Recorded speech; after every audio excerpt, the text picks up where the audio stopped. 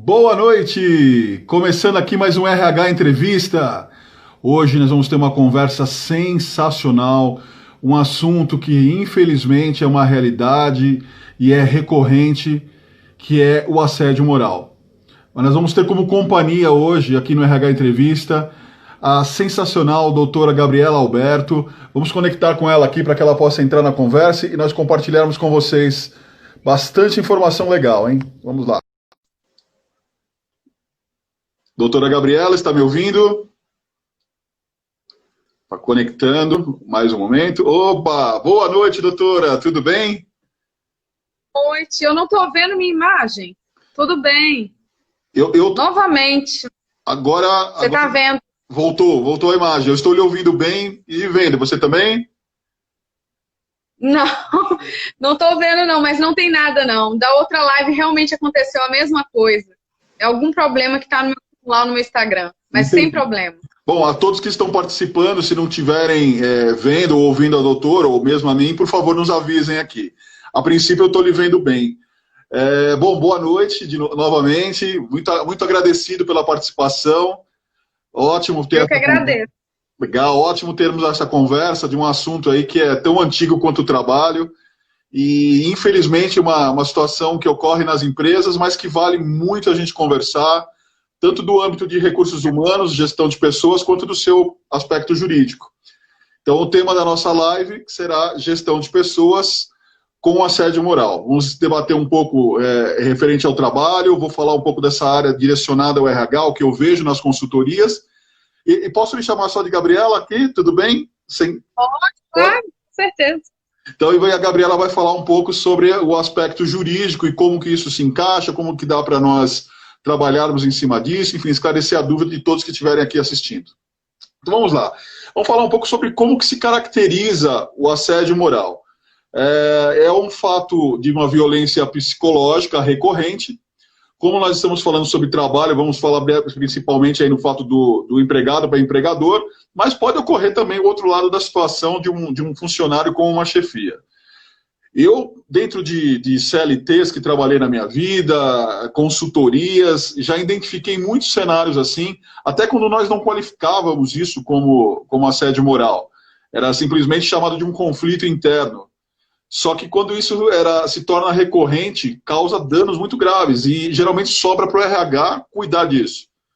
E muitas vezes nós conseguimos, em outras não, e muitas vezes estamos com cenários ali de mãos atadas, porque a influência interna, muitas vezes esse assédio moral ele vem da gestão, às vezes com aval da diretoria, ou enfim, que envolve outras situações que nós vamos falar aqui no nosso bate-papo.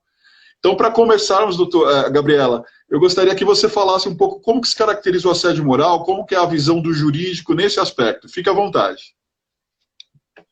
Primeiro, quero agradecer, Beto, por você ter me convidado, né, para participar dessa entrevista. Imagina. E a caracterização do assédio moral, ela vem a priori por quatro aspectos, né? Uma situação de humilhação, constrangedora e que essa situação seja repetitiva e prolongada. Ok. Pode acontecer um fato e esse fato ele ensejar uma situação de diminuição da pessoa no ambiente de trabalho que se torne ali prolongada, ou seja, não precisa a situação repetitiva e prolongada ser necessariamente feita todo o tempo, mas a situação no ambiente de trabalho se torne totalmente intolerável para aquele trabalhador, fazendo com que o ambiente de trabalho para ele seja um ambiente hostil, o qual faça com que ele se sinta cada vez mais interiorizado, para baixo. Então, a caracterização jurídica é essa. Nós temos aí o artigo, né, que é o artigo 5º da Constituição, que fala também sobre questões relacionadas à dignidade do trabalhador. Temos o artigo 7º da Constituição Federal também, o artigo 1º, que fala sobre a dignidade da pessoa humana e também a situação de um trabalho digno. Temos a Declaração dos Direitos Humanos no artigo 23, que também fala sobre questões relacionadas a um trabalho digno sem discriminação. E tem a Organização Mundial da Saúde fomenta muito a eliminação desse tipo de situação dentro do ambiente de trabalho. Perfeito. Então, eu queria que nós possamos já direcionar os tipos de assédio, já com essa explicação bem esclarecedora. E eu vou citar alguns casos que me relataram, que eu vivenciei, que eu tentei arrumar e ajudar, e eu queria que você me mostrasse se isso se enquadra, né? Porque eu sei que há o modo vertical, ao horizontal, ao descendente, ao ascendente, como que nós possamos enquadrar e explicar para quem está nos assistindo esses tipos de assédio. Por exemplo, o dono de uma empresa, vamos falar agora um pouco que até engloba um pouco do assédio até sexual, mas um dono de uma empresa tem um relacionamento com uma funcionária, independente de ser ou não de conhecimento de todos, mas ele gera privilégios, facilita trabalhos, ele pune outras pessoas em prol desse relacionamento. São situações que eu já presenciei, vivenciei, e é muito difícil, porque quando você está trabalhando com um ser humano, por mais que você tenha a liberdade de conversar de forma transparente, olhar no olho, explicar que isso é nocivo, muitas vezes o que está envolvido ali já é algo tão prolongado que afeta.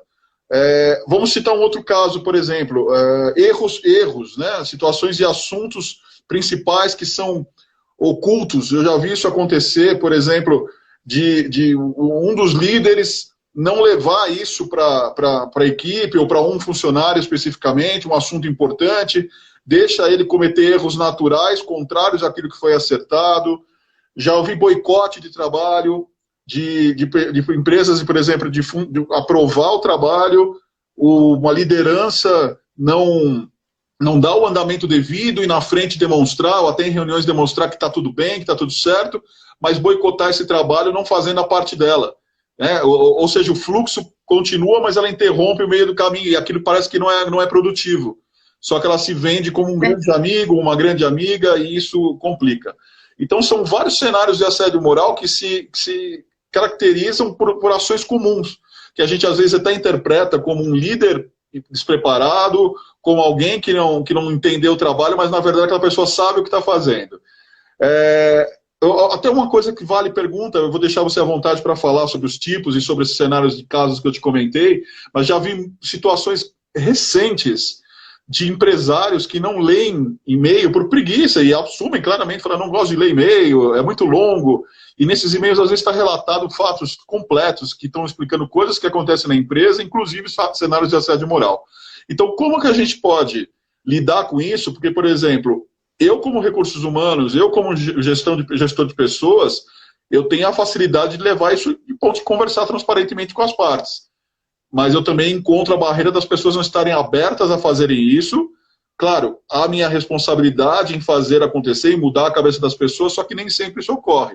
Ou quando ocorre, ocorre de fachada. Então, por favor, fique à vontade de falar sobre. A doutrina, ela coloca 5 tipos de situações de assédio moral. Você mesmo já até falou algumas, né? Nós temos aí o assédio moral, que seria o descendente, que é o vertical, que é a situação do empregador ou do superior hierárquico com o subordinado. Perfeito. Então, essa situação, ele age de uma forma abusiva, que fere a dignidade do trabalhador, de subordinação ali. O trabalhador, ele tem um certo medo, né? Questão de perder emprego, a questão do respeito. Tem também a horizontal, que o assédio moral, como muitos às vezes pensam, que não pode acontecer entre funcionários. Entendi. Mas ele acontece entre funcionários. Então, seria o horizontal. É um assédio que acontece de um funcionário com outro. Acontece muito nas empresas que fomentam a competição. A competição e aquela questão de você tem que bater a meta e coloca sempre um funcionário contra o outro. Isso pode acontecer bastante na horizontal. Temos também a ascendente, que é uma outra situação vertical, que é o que você mesmo falou, né? Que é a questão seja um funcionário ou um grupo de funcionários contra o seu superior hierárquico, que é um grande perigo, que pode caracterizar uma justa causa, por insubordinação, né? Por situações que trazem ali um desrespeito com o seu empregador. Então, são situações que você tenta desmerecer o trabalho do seu chefe. Ali, naquele momento, Você age de uma forma que você tenta inferiorizar o seu próprio chefe. Essa seria a ascendente. Ascendente. E nós temos também